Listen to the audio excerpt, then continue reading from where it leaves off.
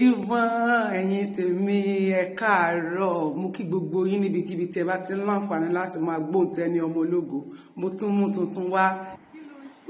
mú tuntun dé ẹ̀yin tèmi ọmọ fídíò ìgbẹnu tán tó bá wo fídíò tí mo fẹ́ fi wọ́n yìí sórí ara àwọn nǹkan tá à ń sọ nìyẹn tó jẹ́ pé mo máa ń sọ fún yín several times pé àwa la lè gbára wa ẹ jẹ́ ká confront àwọn èèyàn yìí ẹ jẹ́ ká sọ̀rọ̀ sí agbárí wọn tá a bá afraid pé president tá a bá sọ̀rọ̀ wọn pa wá wọn ṣe kinní kan wọn gbé wa mọ̀jẹ̀ ntàn yẹn nílé ìgbára yín o ẹ wo president ẹ wo bishop yìí Bishop Kukah in fact ó sọ̀rọ̀ sí Buhari ó sọ̀rọ̀ sí Shettimental torí níbi tí wọ́n lọ lẹ́ni Tinubu ò lọ́bẹ̀ Shettimental ló lọ represent Tinubu wọn ti di president gan-an Tinubu ò lè ráàyè lọ mọ́ ó lọ sí ìrìn àjò ọjọ́ kan lọ ṣènáwó kan lánàá ò lè lọ mọ́ Shettimental ló tún lọ represent rí pé ó ti gbani tán ó tiẹ̀ ti dá báwọn gbé pé gbogbo ibi tó bá ti yẹ kí ẹ ti máa rí president yín fáìsì lẹ́tì máa rí bẹ́ẹ̀ náà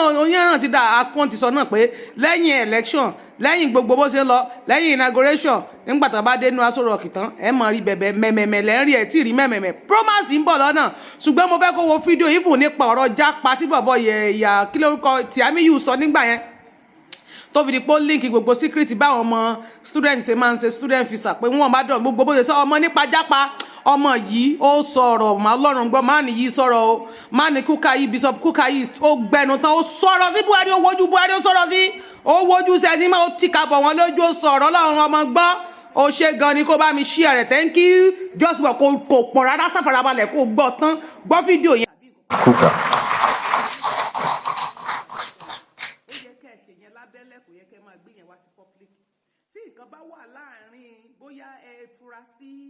Excellencies, Mr. President and the Vice President and our brother, friend, the former President of Kenya, other distinguished ladies and gentlemen. I'm sure that many of you may already be nervous as to what Bishop Kukah is going to say. I feel like Miriam Makeba, the late Miriam Makeba. She said that every time I stand up to speak, they will say, here comes the troublemaker. But President Uhuru Kenyatta, I really want to thank you. I mean, your most eloquent speech struck a chord. And had I received a copy of your speech earlier, I think that even that alone should have broadened the scope of our conversation. As you can see, the Sultan and I are different. He's taller than me. He has a much more regal appearance. And he's spoken to you about the caliphate and its wonderful values. I'm a citizen of Nigeria living in Sokoto, but I'll come from a slightly different perspective, from the point of view of constitutionalism and constitutional governance and how all this fit into religion. Because I think the temptation for many of us is to assume that somehow religion is a problem. And I think the former president's speech made the point very clear that religion, just like any other form of identity, whether it's ethnicity, religion, gender, the real problem is when these categories are left unattended to. It is then that they provoke problems. So I really think that we must appreciate the fact that all the values and the temptation, the trials that the people of Kenya have gone through. In summary, what struck me very powerfully was the idea of the tyranny of numbers, a tyranny of victory. And if I may add, the arrogance and the triumphalism that tends to characterize victory, and how dangerous all these are. Because numbers are important, but they're only important up to a point. And the real challenge is what you do and how you aggregate these numbers for national development. And I think Nigeria and Africa in general must wake up to the threat that is posed by the emergence of what you call illiberal democracy. 20 years ago, this word was not talked about, but now it is in the vocabulary of political science, that there is a resurgence of democracies that look like democracies but don't work like democracies. They conduct elections, they have judiciaries, they have political parties, but in the final analysis, they are a halfway house between the values of democracy and dictatorship and tyranny. And I think that the guest speaker has given us all the ingredients we require to be able to walk through the challenges. And I saw the Vice President-elect smiling. He's somebody I already know, and I appreciate the depth of his intellect and his capacity to process a lot of the issues that are on the table. There are many people, including Christians, who will be disappointed that Bishop Kukah is standing here because there's been a lot has been made out of the fact that we are dealing with a Muslim set of people who have won the elections. What are the implications of this for Nigeria?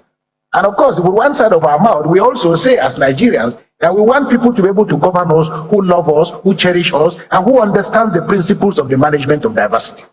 Now, we will not be nervous, and we really should not be nervous about the future. Not only because it is in the hands of God, but I think that the greatest value, and I hope that this lecture that has been delivered by Uhuru Kenyatta, although unfortunately, sir, you've been in Nigeria twice, but we're not yet Uhuru. We are aspiring. We're not yet Uhuru yet. But I hope that it provides the incoming government with the texture, the material that it requires. Because how to build a good society is not a complicated thing. It is not a complicated thing. And the principles and the questions, because one of the things that SGF said to me was also the fact that we'll be talking about the fact that as Nigerians, we are better together. Everybody knows that we are better together. But the first question to ask is, who are we? After 9/11, the American political scientists were asking the question, who are we? Because there was a problem in terms of who people are. And I think if you live in Nigeria, all of us know. And this is why those who listen to me will attest to the fact that I don't like to talk about religion, in part because I don't believe there is a religious problem. But somehow the Western media, the Nigerian media, and the political elite have assumed the fact that there is something between religions and that there is a conflict between religions. There is absolutely no conflict between religions. I say to people, assuming, for example, we all have knives in our houses.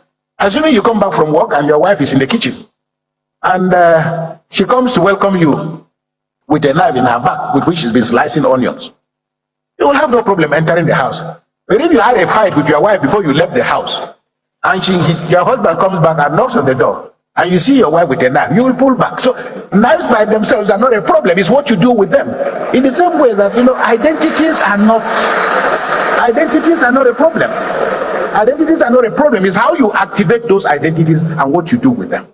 Now, will I be walking around Nigeria and people say to me, we worry about you being in Sokoto, and when I speak, I can tell a million stories. And I give you an example. What happened in Sokoto?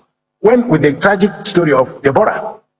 I had gone for a burial of the father of one of my priests, and I was on my way back in a car when I got a call to say that one of my priests called me to say, look, this is what is happening. And I got to Abuja, and I got telephone calls from everywhere. Where are you? I said, I'm in Abuja. He said, I hope you remain in Abuja. I hope you're not going back to Sokoto anytime soon. My family members who called me, I said, so what am I supposed to do? No, remain in Abuja. Some people say, leave the country. And I said, to go where? And people could not understand. When I had to go back to Sokoto the next day, people said to me, I had to just tell my friend, where are you? I told them I'm in Abuja. But when I got to Sokoto, I walked to my house. And for me, it's a very powerful image. As I entered my house, just as I got to the gate, I saw an armored tank, soldiers, their numbers, guarding my house. And I was touched. I came out of the vehicle and I greeted all the soldiers. I shook all of them. But I saw from their faces, they looked to me very much like Fulani people. The soldiers who were guarding my house. By their height and so on. So when I went in, then later in the evening, I came back and I started talking to them. There were about 12 or 14 of them. First of all, I looked at them with all the equipment that they're in my house. After we greeted, I went back. At about 6:30 to 7, I came out, stood by my balcony. And I saw all of them doing their ablution. They are preparing for their salah. And they prayed in my house. I'm looking at them. And this is Sokoto I'm supposed to be running away from. And here are these people, they are Muslims, they are Nigerians, they are here to protect me. Nigeria is a complex country of great possibilities, great contradictions, about which we will not be in this crisis. Managing diversity is a science. The World Bank knows this. My brother, Dr. Akunyemi, is here. He's going to talk about all this. They understand. And no country, no business, no family, no organization has a future if you don't figure out how to manage diversity. I want to conclude by saying religion has been turned into a weapon, and it's a weapon of choice for politics and politicians. The danger, the challenge for us as religious leaders, because the Conservative Party in England, because the British government was a theocratic state, so to say, and the Conservative Party was literally part of the Anglican Church. And the joke used to be that the Anglican Church is the Conservative Party at prayer. The danger with being captured by politicians is that religious leaders, and I tell people, When people talk about Asiwaju Bola Tinubu, Atiku, Peter Obi, all of these people, I work with the vice president-elect. I served for 6 years or so in Atiku's university. Peter Obi is my very close friend of very many years. And I'm a Nigerian, and I can work with anybody. And we must get to that point in which we have enough trust in ourselves. So religion in Nigeria, the section 10 of the Constitution talks about the fact that the state should not adopt religion as a state religion. But we know that the reality is completely different. So the challenge for us going forward is to address the issue. What is the meeting point between religion and politics? For us as Christians and as Muslims, we must understand we are first of all citizens of the Federal Republic of Nigeria who just happen to be Christians or Muslims, who could be anything else.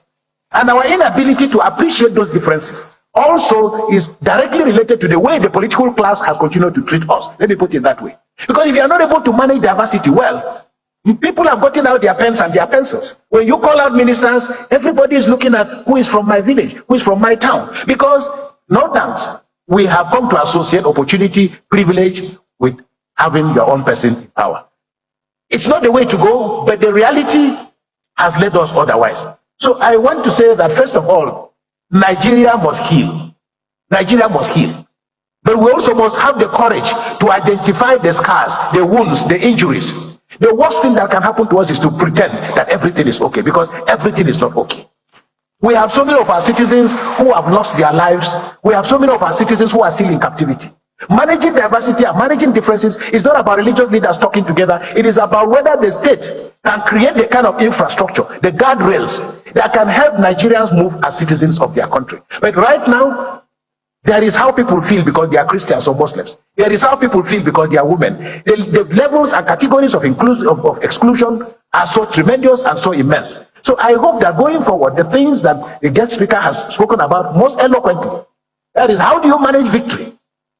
How do you manage victory? How do you mutate from being a politician who was contesting election to being a politician who has won election? Very often. And what is clear to us in Africa, why religion, why ethnicity, why all these things continue to injure our countries, is largely because we have not come to terms with the fact that power is just about, as somebody said, our turn to eat. Michael Aron's book, I know Michaela pretty well. She autographed a copy of her book. But her arguments were most eloquent because her arguments were largely, if the Kalenjin did very well under Arab Moi, and if your dad and Mwai Kibaki and other people who are, if they've done well, it was almost natural that the man contesting for election against you will say, it is our own turn to eat, and we can see what power has been. Therefore, it is our turn to continue with the things of that other people have done, privilege their community, privilege their... So we cannot grow a country like this. We will remain volatile. And as you see on a racetrack, everybody stands or kneels differently. There is no advantage. The location may be different. But when the gun is fired, the man who is right closer to the inner part of the ring is a little bit away. We don't expect that all of us will finish, but let us create an environment in which all of us can compete, and we will win according to our energy and our speed. I used to have a parishioner, and she came to me and she was complaining. You know, when the WAEC, that's the local school examination, when they are over, most people will come to you and they say, my son passed WAEC. But if they don't pass, they say, WAEC failed my son. So the challenge for us in Nigeria is to create a condition, a situation where all of us can compete. We will never win the same prize. But let there be, as His Eminence the Sultan said, let loss of elections not be a punitive, because the problem with Africa, when you lose the elections, you don't get a chance to get back in. When you lose the elections, you can tell, you can lose your life. But it also means that there will be no road to your village, that there will be no water. And African politics must remain and will remain violent unless and until we find an equilibrium in which, one, we are citizens of a country. My constitution allows me the right to stop being a Catholic or to stop being a Christian today. His Eminence always jokes with me. He says to me, you know, they sent you to Sokoto so that we can convert you and make you a Muslim. And the constitution allows that. But I also let him know that I'm looking forward to the day that I will also either baptize him. But we can talk about that. But the challenge for those, and I want to end by saying, right now, 133 million Nigerians are suffering from various levels of multidimensional poverty. Okay? I have not turned the light and seen a part where Muslims are living that they have light. I've not seen a part of the country where Muslims are eating and the rest of us are not eating. So we must come to terms with the fact that we are not bleeding, we are not suffering because we are Christians or Muslims, but we are in a country that is malfunctioning. How to make that country work for the rich, for the poor, for the aged, and for everybody is a challenge. It's not a challenge that everybody can win, but I think it's a challenge that a government that appreciates it doesn't have all the answers. Must come to terms with the fact that there is a way of looking for and finding answers. I would like to just end by saying, and I make the point very clearly, it is in the struggle with the problems of Nigeria, I remain exceptionally optimistic. I travel the world. People say to me afterwards, where do you find this courage to say that Nigeria is working? When you say, okay, it may not be working, but this is one of the most beautiful countries in the world. And I'm not being flippant. When I went to the United States of America to study, I preached in a church. The parish priest called me and said, listen, you speak with such eloquence. I'd like we'll get you a green card. You can settle here in America. And I looked at him. I said, this God is a wonderful God. You are giving me a green card. My passport is actually a green passport. So what am I doing with a green card? So the young Nigerians who are living in our country, I always say to them, no, I'm not worried. Really, I'm not worried. Let them go. It's for the good of the country. The challenge for us as Africans is to think the way the Asians have thought. That is, you go to Europe, you go to America with a purpose. But that purpose means coming back to develop your country. But it also means that that country must create an environment in which you can feel confident to come and present the gifts that God has given you. I have two young men. They're in America. They just finished from a prestigious university. I said, when are you coming home? They said, Bishop, coming home to do what? I said, no, coming home to... He said, we don't have an uncle who is a senator.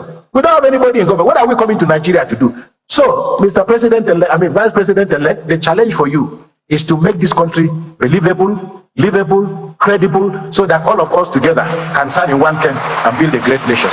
Once again, Secretary to Government, I want to thank you and thank the organizers for inviting me. God bless you and God bless our country.